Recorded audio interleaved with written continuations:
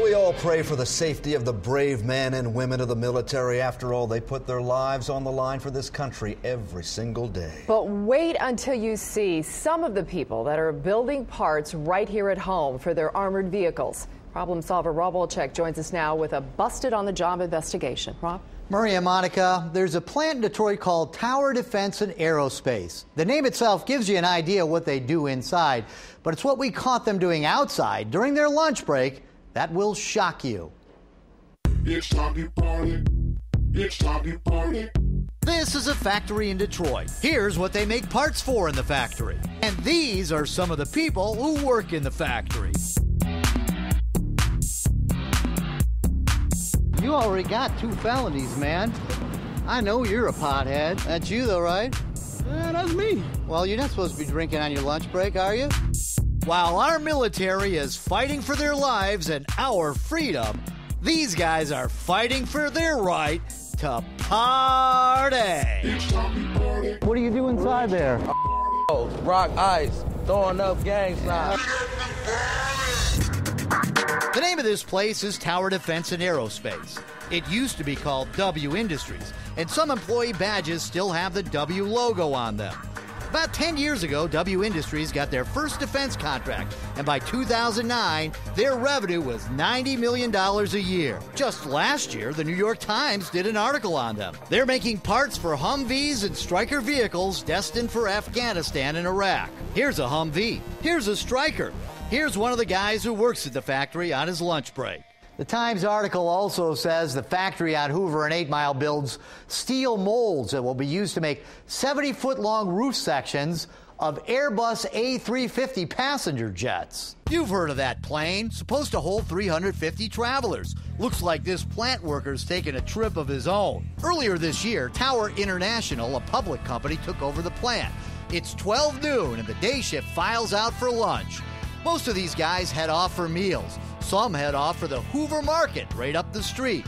Some buy grub, some smoke bud. I'm a Yankee Doodle dandy, a Yankee Doodle do or die. Day after day, it was a party in the parking lot, out in the open, within sight of the factory.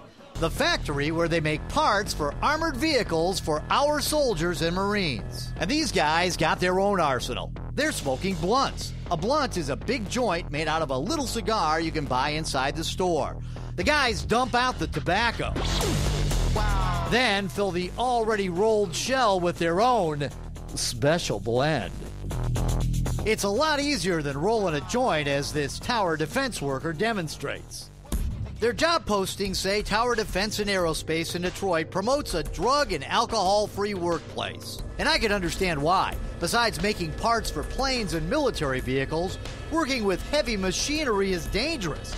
This guy drives a high-low in the plant. That's you, though, right? Yeah, that's me. Well, you're not supposed to be drinking on your lunch break, are you? I ain't drinking, I'm eating. Okay, but you were. I don't know. After work?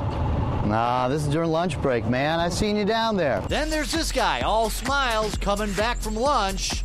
But he's not smiling now. Didn't you go over to that party store all the time, smoke weed? Smoke what? Smoke weed during lunch? Why you got the camera on my face? Because I've seen you smoking weed over there during your lunch hour. How you know I was smoking weed? I could smell the weed, man.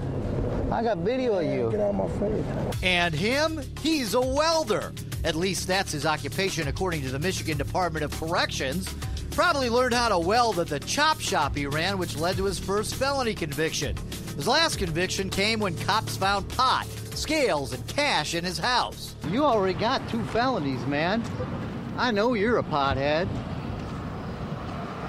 You think it's safe? You think you're paying respect to the military, building their stuff while you're all high like that? But it's not like all these guys are criminals and bad guys. These 2 got the good book and some good times. Hallelujah. Tower Defense respectfully declined an offer to view footage of the employees before this story aired. They say they're aware of the issue and have an ongoing investigation of their own.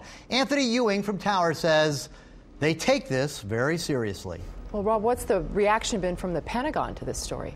Well, as a matter of fact, I've contacted Senator Carl Levin's office, and they will be watching this story. Senator Levin is the chairman of the Armed Services Committee. Remember, since this company is a subcontractor building things for the United States military, ultimately, your tax dollars are paying these guys. We deserve better, and so do our brave troops. I can imagine there's going to be a lot of reaction coming in tonight and tomorrow. We'll keep following the developments with you. Thank you, Rob. All right. Thanks, Rob.